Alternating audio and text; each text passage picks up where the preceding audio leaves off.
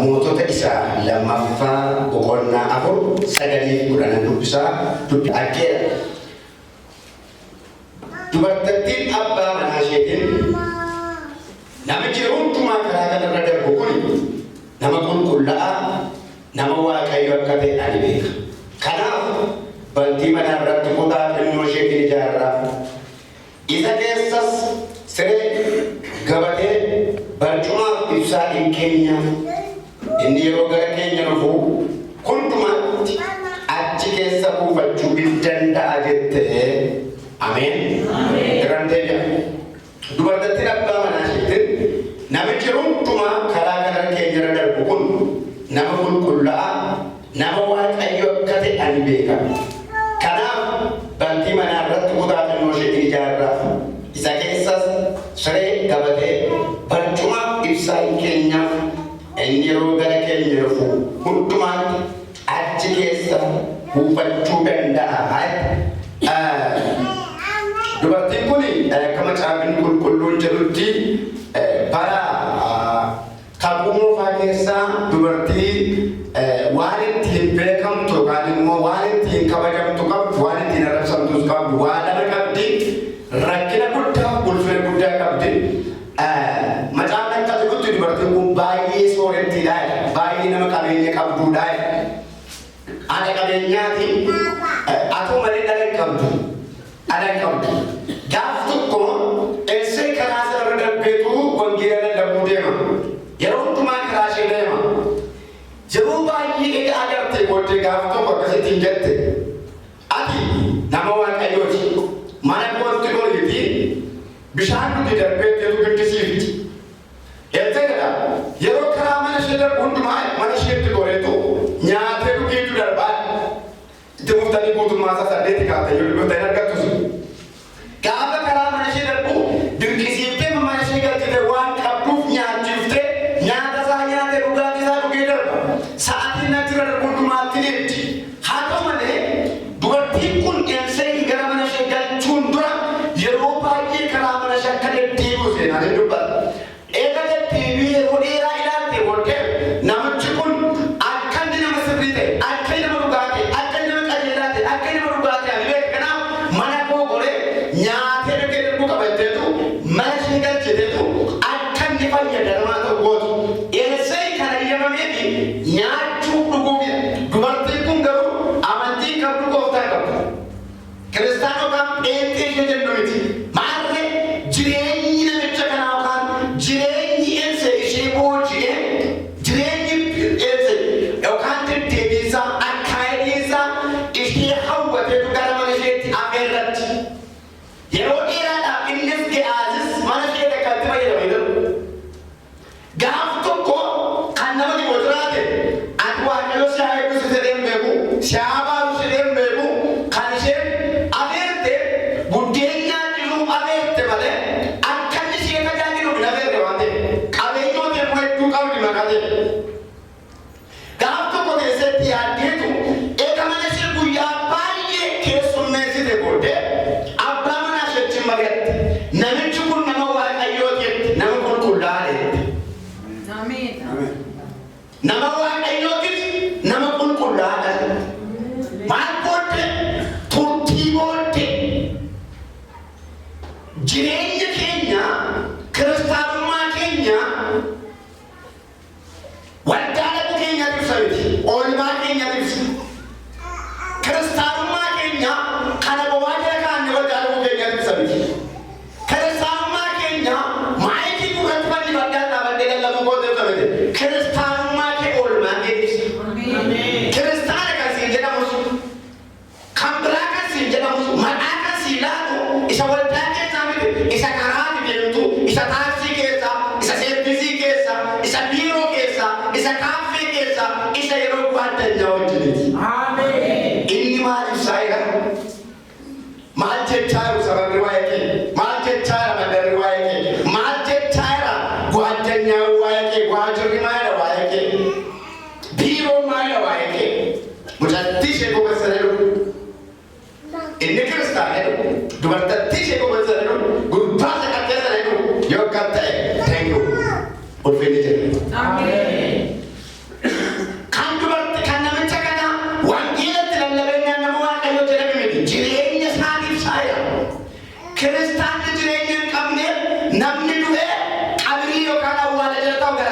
qaba. Maaliif jennaan waldaa kiristaanaa keessa yookaan mana waaqayyoo keessa torataan hin jiru.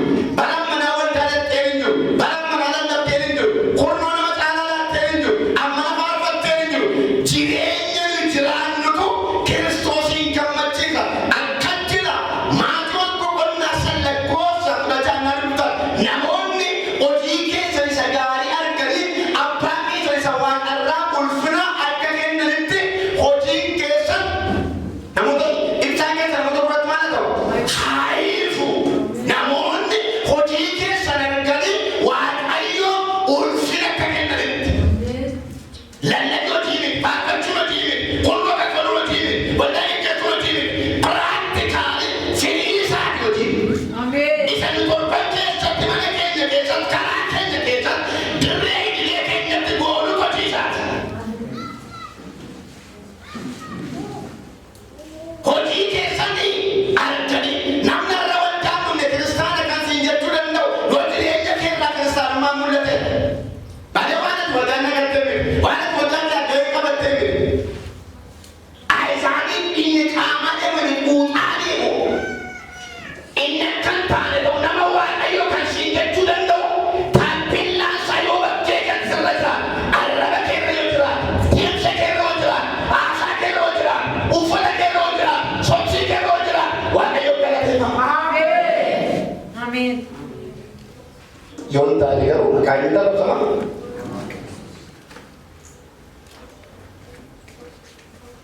Deemsa isaa argitee nama akkamii jette?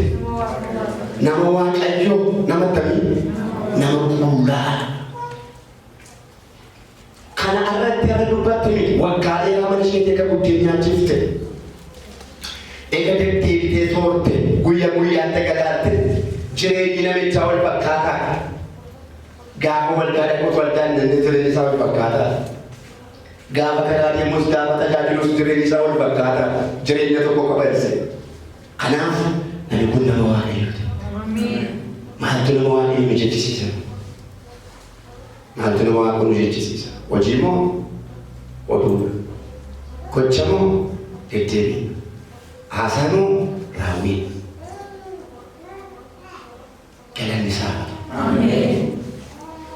Waaqayyo filannaa haa ta'u.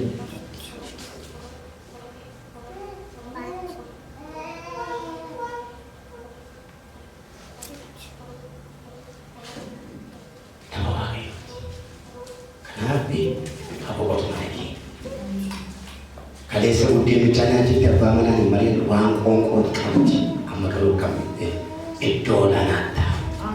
Kaleessa saalonii keessa taa'ee nyaatee soo kana bichuudha amma garuu mana keenya keessaa isa olaanaa laannaa achi keessa ibsaa gabatee barcuma siree waan nama barbaachisu keenya nyaatee galamite hin boqotaa iddoo boqonnaa laannaaf jette.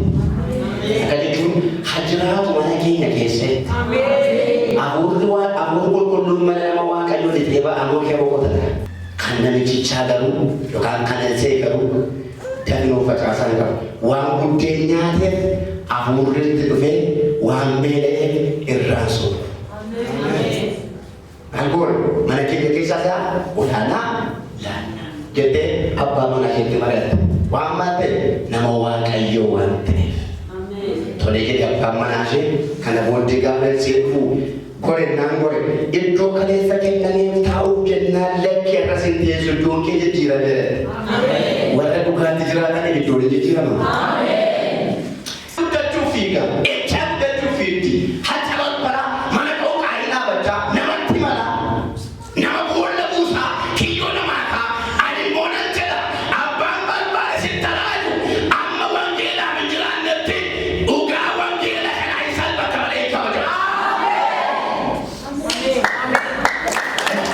Hamma kanaaf hin jiraannetti hamma kanatti hin deddeebinetti abbaan balbala si talaaju anis abbaan balbala si arrabsu dhugaa kanaaf jiraannaan immoo dhugaan birmaduu si baasa. Wanti balbala si arrabsu konqotee si mul'isa.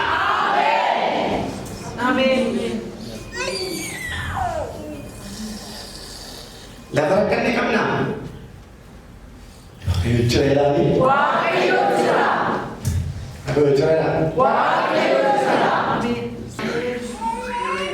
Ani waaqa kana namni waaqa beeka kan naa galuuti.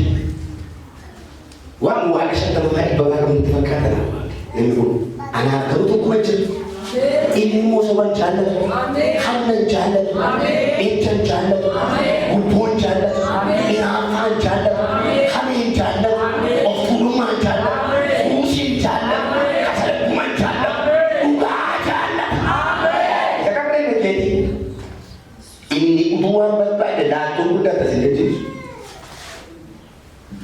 Jira jedhame. Jira jedhame. Nama waaqayyo. Kana niti nama waaqayyo kan nama jechisu. Kana deebisanii baachuun nama waaqayyo kan nama jechisu. Seexanni nama haguuguun nama waaqayyo kan nama jechisu. Jireenya seexanaa qoffisa kana jiraachuu. Jireenya waldaa keessa haleluuyaa nama jechisu sana jiraachuutu nama waaqayyo nama jechiisa.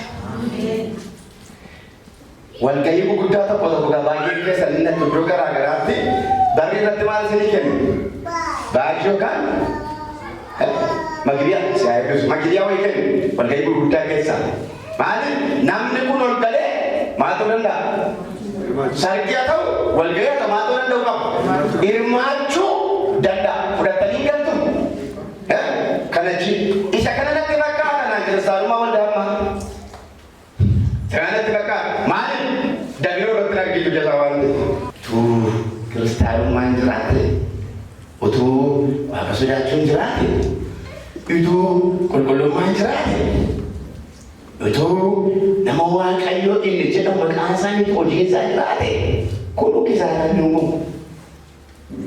Yesuus jira moo hin jiru? Jira moo hin jiru? Galanni isaa balu.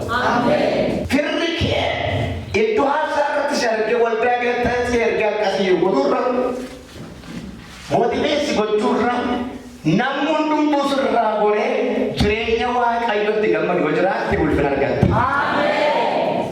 Mee ulfineedha? Ulfineedha? Ulfina. Namoonni? Haleluuyaa. Jecha kanaaf galata. Nama waaqayyoo nama akkamii? Nama qulqullaa. Qulqullummaadhaaf nama waaqayyoo ta'uusaaf isa tokko miti hojii isaatu sayini. Yesuus jira. Yesuus jira. Yesuus jira. Yesuus jira. Warra sirraachiftu sa'aatii naannoo keetti salphisee ati waaqayyo duwwaa jira. Qulqullummaa tibeetteeni. Warra fakkeessitu waaqayyo san dhiirri raamsa. Yesuus jira. Nama waaqayyo nama qulqullaa kanaaf iddoo olaanaa laannaaf jette. Yesuus gaafa dhufu harkaan teessifte maal jennaan iddoo qophaa'eera. Eessa gara oliiti. Warra jiraatan iddoo qophaa'eera. Warra saafamaman iddoo qophaa'eera.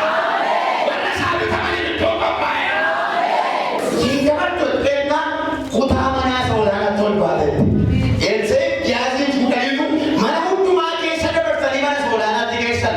Dureessa ta'a boroo balbala taa'etu nyaate tokko. Ammoo kutaa isa olaanaa tol darbe.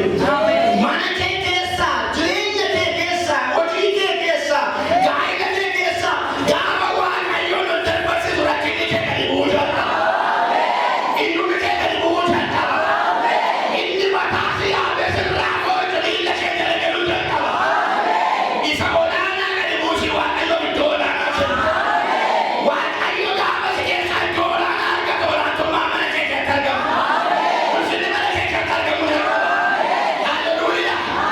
Sana booddee kan jedhamse tokko dur saalonii ta'a nyaatee sokkaa.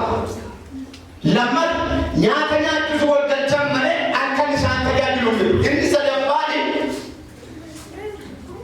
iddoo mijataa kennaniif hin mijeessanii sila qoonqoo mataan nyaata deemu garaan jibbee kenna. amma duruu murteessite. Hajiraatu iddoo olaanaatti. Iddoo olaanaa kee Waaqayyo haa jiraatu. Somni jiraate. Jibbiin jiraate. Hameen jiraate. Of tuulummaan jiraate. Kasalakkummiin jiraate. Iddoo olaanaadhaan dhufe iddoo olaanaa argatta. Isa caaluudhaan dhufe isa caalu sii ta'a. Haleluuyaa. Sana booddee eega isaan iddoo olaanaa kennanii fi akka jedhe waame yaa'ii waame maachii boonuu akkuma kan nu dadhabne kan biroo waan jenne laala. Hamma mana sanaa nyaatee dhugachee waan dubbatu amma garuu iddoo isaa qabu argate. Iddoo olaanaa kenname maseenummaa irratti, hiyyummaa irratti, dhabdummaa irratti iddoo olaanaan gaafa isaa kennamuuti jalqabe laawwalee. Maal barbaadde nurraa akka maasii boonu barbaadna naani biyyuma koo keessan nagaan jiraachuu barbaadnaan rakkina hin qabutti. Waan tokko iyyuu qabu rakkina hin qabu biyya koo keessa nagaan jiraachuu barbaadna garuu maalii qabdi? Maalii qabdi?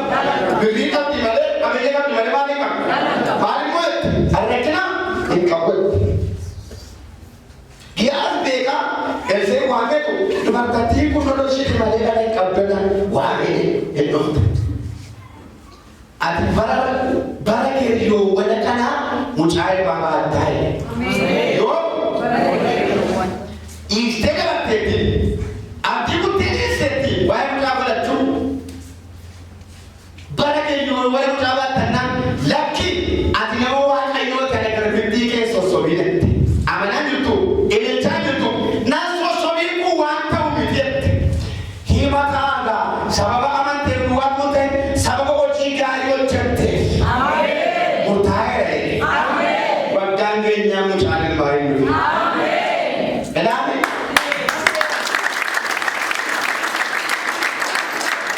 dhoksaan isaa maal ennaa dhame duraan buddeen duwwaa nyaachiftee geggeessite iddoo laanneef lammata'u saalonii teessitee geggeessite iddoo laanaa laanneef hamma garuutti yaaddee iddoon kun isaaf hin malu ola darbu isa qaatu jette. Mana kee keessaa Waaqayyo iddoo caalu tola darbu. Mana kee keessaa Waaqayyo iddoo caalu tola darbu. Jibbi iddoo olaanaa ta'urra, hameen iddoo olaanaa ta'urra, dhiigni iddoo olaanaa ta'urra, morkiin iddoo olaanaa ta'urra, soomni iddoo olaanaa ta'urra, ulfinni Waaqayyo iddoo olaanaa ta'urra. Kana ta'e iddoo isheen fedhi beekee murteessee baachise Waaqa. Haleluuyaa. Inni caalu kan Waaqayyootidha. Inni caalu kan Waaqayyooti. Inni caalu kan Waaqayyooti. Iddoon olaanaa kan Waaqayyoodha.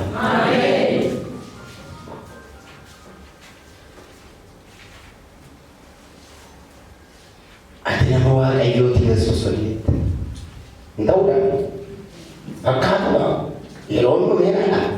Gaafa Waaqayyo mana kee iddoo argatame si mariisame hojjetee si amansiisa. Yaadu guddoo. Miinjalan ta'a Waaqayyo, dabbaalliin ta'a Waaqayyo. Kanaaf qolicha keessaa miicaa maal ta'a? Dhangalaasaa ta'e gaafa Maariyaam daadhii wayinii qabalette qolicha keessaa miicaa maal ta'a? Dhangalaasaa kan namni kan biraan itti hojjetedha waan ta'eef qolicha kee gaafa miicee dhangalaasaan garuu maal godha'e bishaan guuraafi itti maal ta'a? Itti guutaa'e maal ta'edha? Inni yeroo sanaadha isa duraa badachaa caaleetu argame Waaqayyo iddoo makaatti argamu. Ameen jedha. Kanaaf jireenyi keenya murteessaadha.